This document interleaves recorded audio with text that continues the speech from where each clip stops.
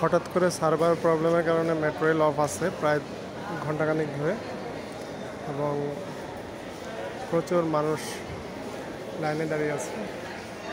আমরা আসলে কোনো সার্ভিস পাচ্ছি না।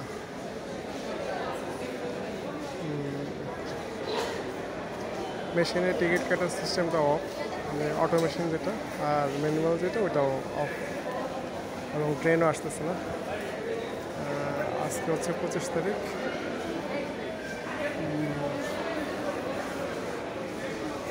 8:30 বাজে, এবং অ্যানাউন্সমেন্ট দিচ্ছে যে যারা দূরে যাবেন তারা অন্য পথে, বিকল্প পথে চলে যাওয়ার জন্য অ্যানাউন্সমেন্ট দিয়েছে। আমরা অত পাই কিনা জানি না, আল্লাহ জানে সমস্যাটা সমাধান। আর কাইন্ডলি চ্যানেলটি সাবস্ক্রাইব করে আমাদের পাশে থাকুন।